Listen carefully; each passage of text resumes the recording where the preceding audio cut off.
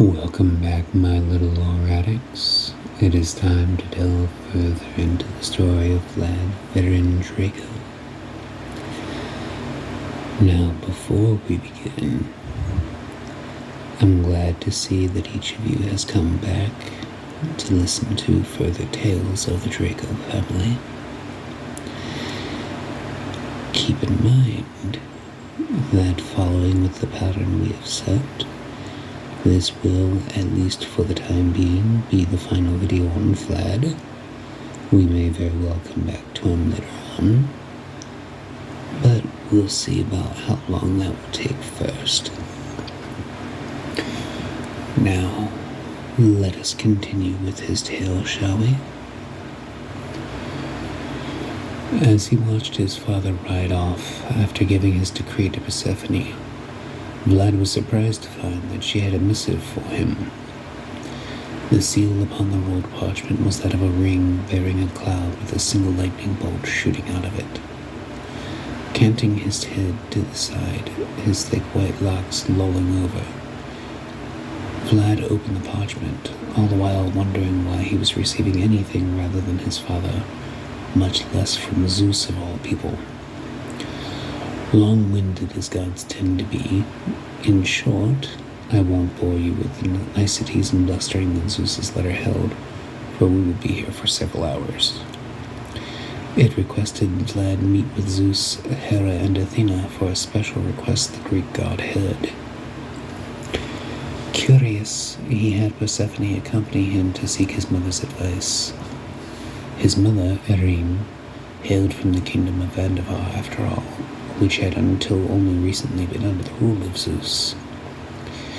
Erin, a former handmaiden of Athena, and Persephone were the two wisest women in the kingdom. After rereading the scroll, Erin handed it to Persephone, who did likewise, poring over it.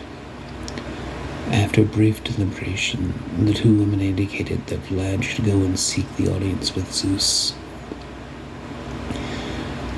Going to the rookery, Vlad called out to his newly matured dragon Bronte and took off to Olympus. Upon arriving, after a long flight over water so blue and crystalline it appeared to be made of glass, he arrived and was greeted with a small band playing a lute, a flute, a cornet, and a lyre.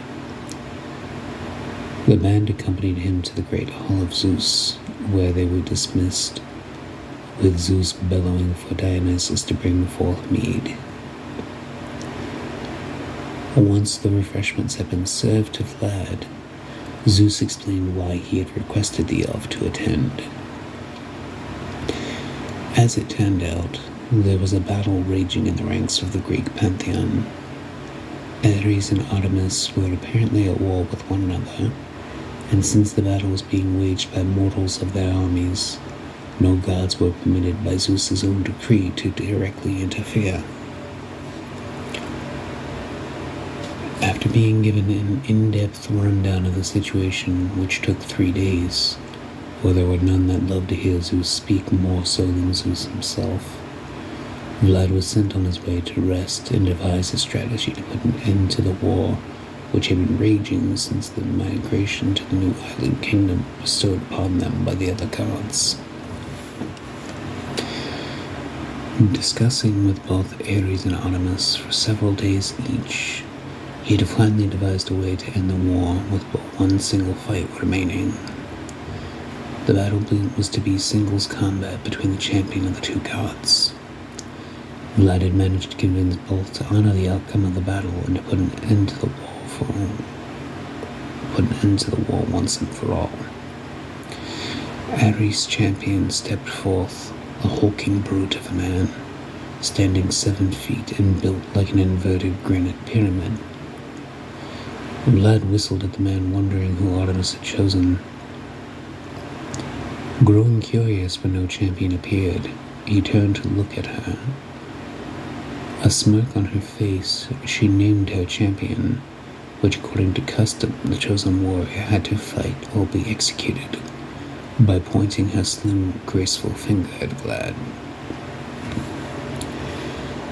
Vlad had held no aspirations of taking part in any way, shape, or form in this fight, but now that she had stabbed him in the back, he had no choice. By divine decree, a champion trying to get out of the fight would be treated the same as if they had denied the order.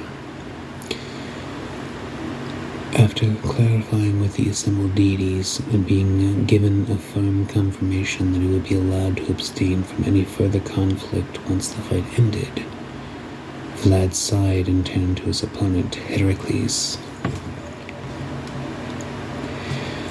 Casting aside his tunic, Vlad's pale skin marred by deep etches of previous scars, his own 6'9" frame standing just shorter than the demigod, who had been named as Ares' champion.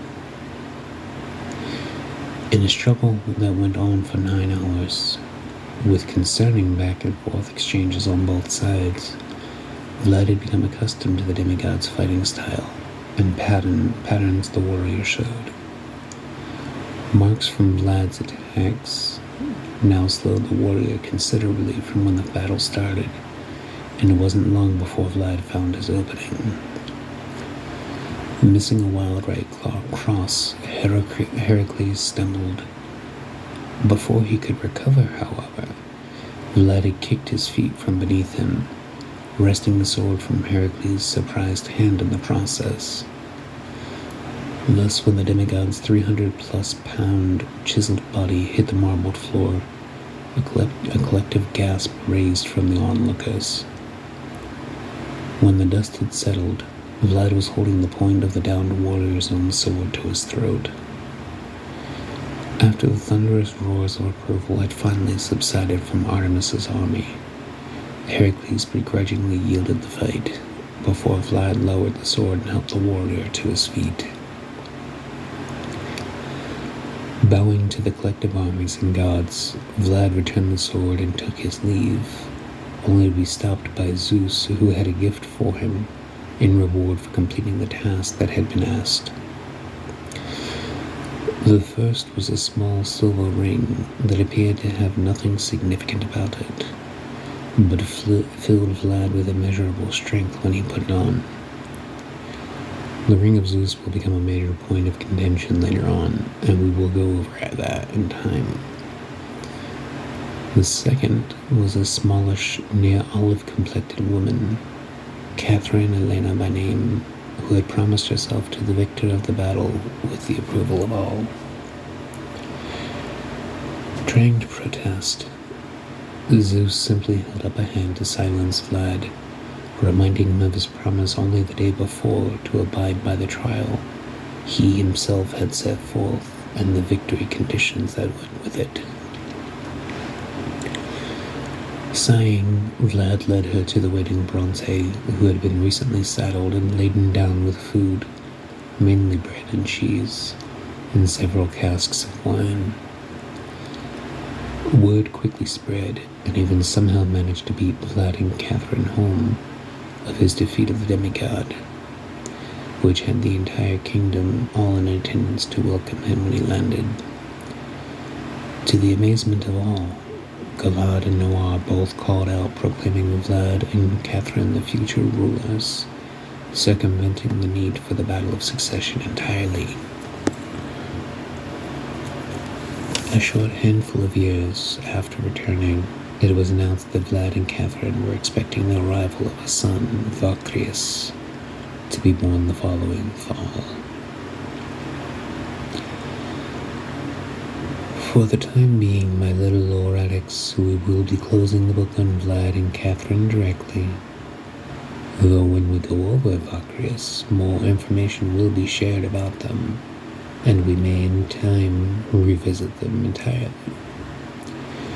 Now, as you await the next installment, know this: Valkyrius is a very special Draco, and I will leave you to wonder exactly how. Until next time. Until then, remember, you never know what is watching you from the darkness.